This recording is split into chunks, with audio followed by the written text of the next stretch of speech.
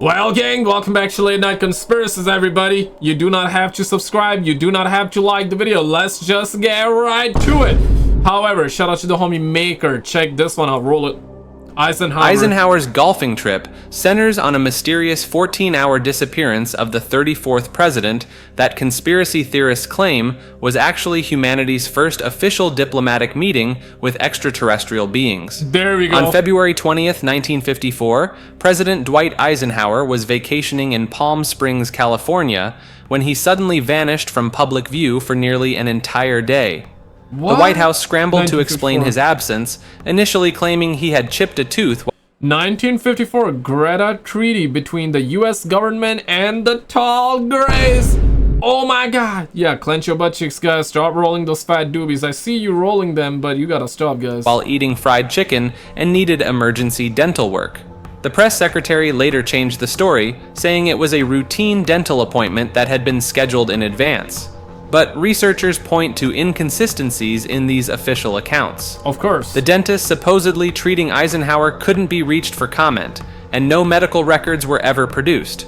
More intriguingly, several witnesses reported seeing the presidential motorcade heading toward Edwards Air Force Base, not toward any dental office.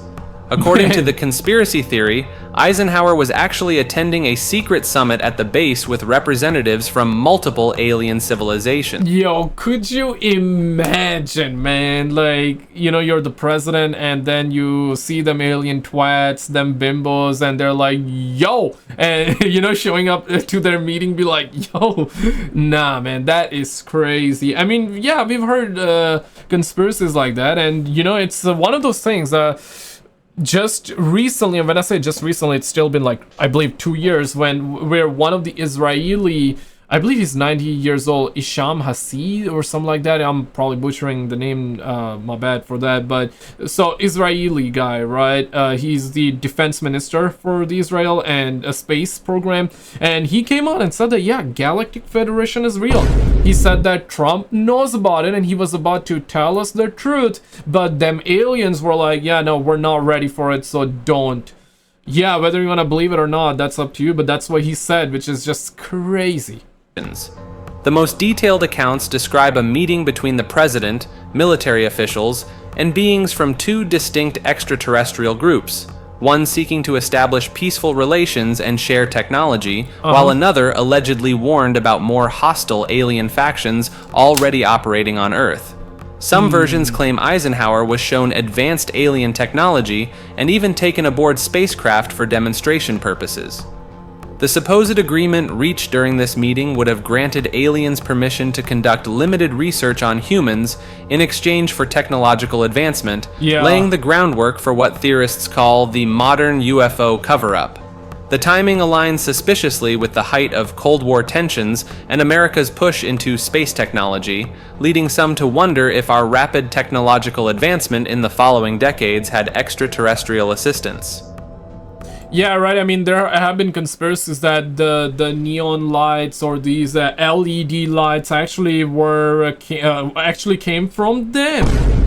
Yeah, whether you're gonna believe it or not, that's up to you. It's not my opinion either. It's something that you hear, especially like the chips, not the chips that you eat, okay? Come on, guys. But the chips that are in over like phones, computers, this, that, you know, the nanotechnology, the nano stuff, right? Yeah, it's crazy. You gotta wonder, right? Like back in the 1900s, if you were to go back to the 1900s and show that you have this phone, bro, they would not believe you. They would think that you're doing black magic. And as we get down to this next one, real quick though, gotta take a second to shout out the homie Bobby and Eliza for dropping those super thanks, the tips. Thank you guys so much for all the love. Really appreciate it, and shout out to you guys for being here too. Roll it. Let's get to it. The next one. Mahabarata atomic warfare description suggests that ancient Hindu texts contain detailed accounts of nuclear weapons being used thousands of years before the Manhattan Project. This conspiracy theory centers on specific passages from the Mahabarata, one of Hinduism's great epics dating back over 2,000 years. Proponents point to vivid descriptions of weapons that seem to mirror the effects of atomic bombs with unsettling precision. The text describes weapons called Brahmastra and Vimanas that could unleash devastating destruction. One passage details a weapon that produced a blazing shaft with the effulgence of smokeless fire that reduced entire armies to ash within seconds. Another describes how victims of these weapons had their hair and nails fall out, and how food became poisoned after the attack. Dang. These descriptions allegedly match the symptoms of radiation poisoning with remarkable accuracy. Yeah. The texts speak of warriors needing to wash themselves and their equipment in rivers after battles involving these weapons, which theorists claim mirrors decontamination procedures. It is also crazy. I mean, if this is true, yeah, like, it's insane, right? So that means that perhaps we've had, maybe not we, but somebody had nuclear stuff before too. And this kind of just reminds me of the theories, the hundreds of conspiracy theories about the Martian surface, the Mars, aka the Mars, the red planet, right? Yeah, it's also been theorized, heavily theorized, that millions of years ago life existed there. Some happened, as in a war happened, a nuclear war happened, and yeah, they ceased to exist. There are also other conspiracy theories that they live underground on Mars. There are also conspiracy theories that we as humans were actually the aliens on this planet. We actually came from Mars. Oh shit! And a nuclear war happened, and therefore we actually left that planet to come here. Yeah, there's so many different conspiracies. So if nuclear stuff was there before, I guess this could be it, but I don't know. Robert Oppenheimer, the father of the atomic bomb, reportedly quoted the Bhagavad Gita after witnessing the first nuclear test, saying, "Now I am become death, destroyer of worlds." Some conspiracy theorists claim this wasn't just poetic coincidence, but recognition of ancient nuclear knowledge. The theory extends beyond weapons to include descriptions of flying vehicles called vimanas that could travel great distances and engage in aerial combat. Ancient astronaut theorists often connect these accounts to extraterrestrial intervention in human development. Mainstream scholars interpret these passages as mythological and metaphorical rather than literal descriptions of advanced technology. They argue that ancient peoples used the most powerful imagery available to them to convey the devastating nature of divine or supernatural warfare. However, believers point out that many details in these texts had no frame of reference for ancient writers unless they were describing real events. Mckame Manor represents what many consider the darkest extreme of haunted house entertainment, though conspiracy theorists argue it crosses far beyond entertainment into something much more disturbing. Located in Tennessee and previously Alabama, this attraction operates under the guise of an extreme haunted house experience. Owner Russ Mckame requires participants to sign a 40-page waiver, pass a physical examination, and undergo a background check before entering. The experience can last up to 10 hours, with no safe word to stop the ordeal once it begins. What sets Mckame Manor apart from typical haunted attractions involves physical contact, psychological manipulation, and scenarios that many witnesses describe as resembling enhanced interrogation techniques rather than entertainment. Participants report being waterboarded, forced to consume unknown substances, buried alive, and subjected to sensory deprivation. The conspiracy centers around several concerning elements. I mean, that's not like inside Mckame Manor. That's literal torture, bruh. Mckame films every session, creating an extensive video library that some theorists believe serves purposes beyond documentation. No participant has ever completed the full experience to claim the supposed $20,000 prize, leading only 20,000 people were trying to get buried alive for 20,000 for 20 bands? Bro, like, ain't no wonder. Okay, I would understand, like, for 20 million or some like that. Okay, 1 million even. Like, okay, I can perhaps start to maybe understand about the $1 million. But 20,000, bro, it's just 20 bands, bro. Like, come on, man. Your life's worth more than that, bro. Leading to speculation about whether completion is actually possible or intended. Former participants and staff members have come forward with allegations that Mckame derives pleasure from the psychological breakdown of visitors. Of course. Several have described the experience as legitimate trauma rather than controlled fear, with some requiring therapy afterward. Dang. Legal experts question. So people were apparently brought into it so they could win $20,000. They left the place with trauma, and now they gotta pay a therapist for it. Yes, fantastic. Fantastic. How Mckame Manor operates within existing laws, particularly regarding assault and battery statutes. The extensive waiver system and carefully constructed legal framework suggest sophisticated knowledge of legal loopholes rather than simple haunted house operations. The most disturbing conspiracy theories propose that Mckame Manor serves as a testing ground for psychological manipulation techniques, potentially connected to broader research into human breaking points and control mechanisms. Daniel Douglas Hume represents one of history's most perplexing cases of alleged supernatural ability. This 19th century Scottish medium demonstrated feats that defied explanation, witnessed by some of the era's most credible observers. Hume's signature ability was levitation, not parlor tricks or stage illusions, but full-body levitation witnessed by scientists, aristocrats, and skeptics alike. In 1868, at Ashley House in London, Hume allegedly floated out of a third-floor window and back through another, witnessed by multiple people including Lord Lindsay and Lord Adair. What sets Hume apart from other mediums is his track record. During a 25-year career, he was never once caught in fraud. Oh, shit. The Society for Psychical Research investigated him extensively, as did physicist Sir William Crookes, who observed Hume lifting heavy objects without touching them and playing an accordion sealed in a wire cage. Hume could also handle red-hot coals barehanded without injury, elongate his body by up to 6 inches, and cause furniture to move across rooms. Yo! Damn! So we had Stranger Things back in the 1883. Those of you that do not know what I'm talking about, that's just a reference to the 11th character in the TV show called Stranger Things, literally. So yeah, crazy. And it's also is another conspiracy that Stranger Things was based off of like the real life conspiracy too. If you know, you know, right? Yeah, it had like a whole lot of MK Ultra stuff, mind control stuff, this, that, the other, which is kind of crazy. Of course, it's like fantastical in nature, but it had some aspects taken from real life as well. These phenomena occurred in well-lit conditions, often in the homes of witnesses rather than controlled seance settings. His clientele included Napoleon III, Queen Sophia of the Netherlands, and Russian Tsar Alexander II. These weren't gullible spiritualists, but political leaders who witnessed events they couldn't explain.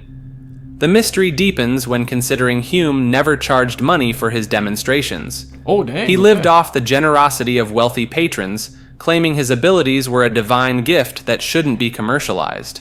Modern theories suggest Hume may have discovered principles of psychokinesis or anti-gravity that mainstream science has yet to understand.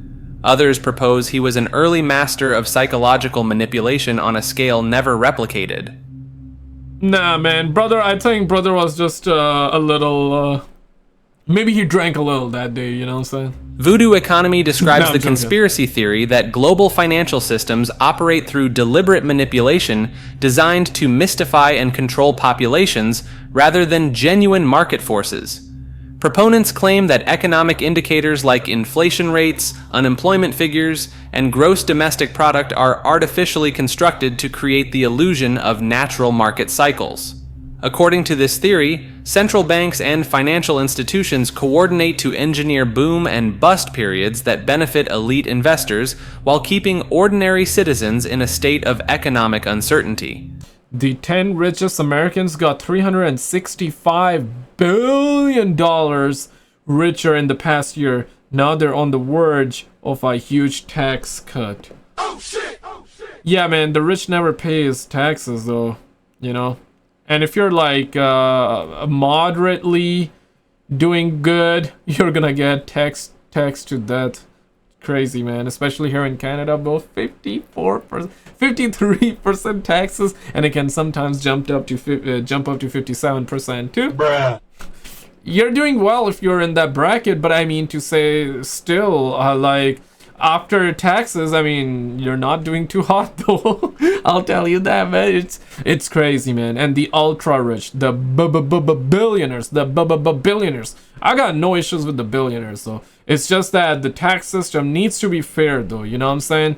Right? Like nothing wrong with you being rich, but nothing wrong with you being rich, homie. But like, either pay the taxes or make it so we also don't have to pay that much, man. Like, come on, man.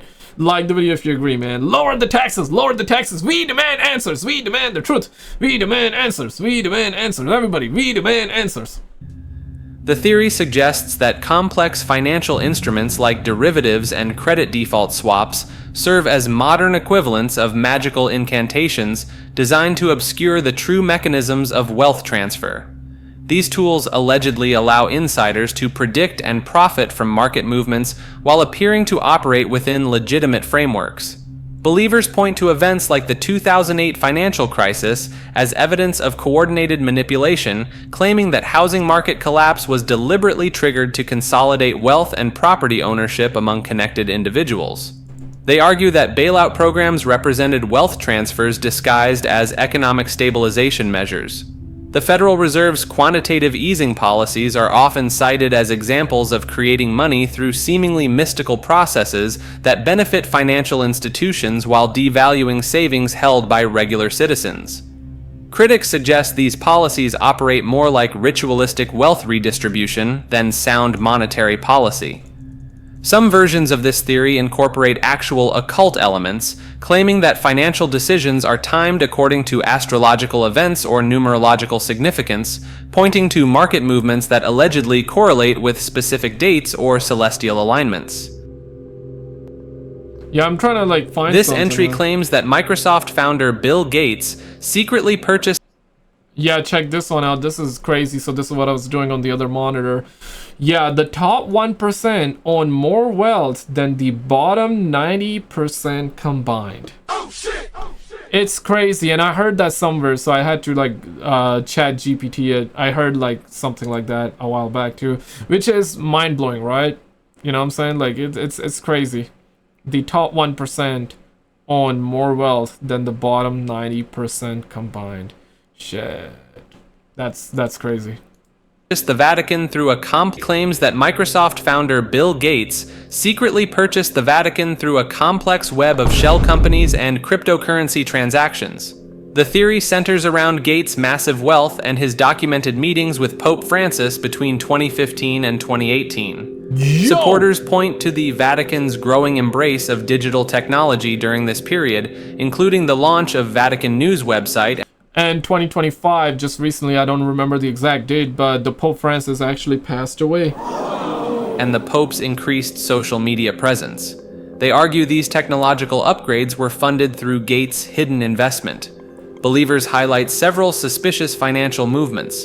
In 2019, the Vatican Bank reported unusual cryptocurrency holdings worth approximately $2.8 billion, funds that supposedly trace back to Microsoft subsidiaries. The theory suggests Gates used his foundation's charitable status to mask the transaction as a religious donation. The alleged motivation involves Gates gaining access to the Vatican's extensive archives and centuries of accumulated religious artifacts. Conspiracy theorists claim he seeks ancient manuscripts containing suppressed scientific knowledge, particularly documents about early computing concepts and mathematical principles that could advance artificial intelligence development. Some versions of the theory point to the Vatican's shift towards supporting vaccine distribution in developing countries, aligning with Gates' public health initiatives. They argue this policy change represents evidence of his behind-the-scenes influence over papal decisions. The most extreme believers suggest Gates now controls the Pope's public statements through advanced deepfake technology, explaining what they see as contradictions in recent papal addresses. They claim the real Pope Francis has been replaced by a digitally manipulated spokesperson promoting Gates' global agenda. Physical evidence supposedly includes mysterious server installations beneath St. Peter's Basilica and the presence of Microsoft security personnel during papal audiences, though no... Imagine the Microsoft personnel were there just to tell people, hey man, stop torrenting our Windows, bro. Download, buy the real Windows, and you know what I'm saying, install the real Windows, bruh. Credible documentation supports these claims. Oof. Salvador Dali. Salvador Dali's scatological magic suggests that the famous surrealist painter incorporated excremental symbolism and waste-related imagery into elaborate occult rituals designed to unlock hidden dimensions of consciousness. This theory centers on Dali's fascination with what practitioners call scatological magic, a branch of ritual magic that uses bodily waste as a conduit for spiritual transformation. According to believers, Dali discovered that excrement contains powerful psychic energy that can be harnessed through specific artistic and ceremonial practices. The evidence points to several of Dali's paintings from the 1930s and 1940s that feature prominent excremental imagery, often disguised within his trademark melting landscapes and impossible architectures. His painting, The Lugubrious Game, contains explicit scatological elements that supporters claim represent magical symbols rather than mere shock value. Proponents argue that Dali learned these techniques during his association with occultist circles in Paris, particularly through connections to followers of Aleister Crowley's magical system. They claim Dali would perform private rituals in his studio, using his own waste mixed with specific pigments to create paintings that functioned as magical talismans. The theory gains traction from Dali's documented interest in Freudian psychology, and his belief that accessing the unconscious mind required breaking through society's deepest taboos. His autobiography contains several references to excremental experiences from childhood that allegedly shaped his artistic vision. Some researchers point to the unusual preservation methods Dali used for certain works, suggesting he incorporated organic materials that would continue the magical working long after the painting's completion. They claim this explains why certain Dali paintings seem to have an unsettling psychological effect on viewers that goes beyond their visual impact. Now, I don't know about that one, man, but did you see this one, though? If not, click on this video on the screen because we talked about Project Bluebeam. Also, the rings of Saturn, the presence of extraterrestrial, UFO disclosure, this, that, the other. There's like a bunch of conspiracies in this one. Click on this video on the screen and I'll see you right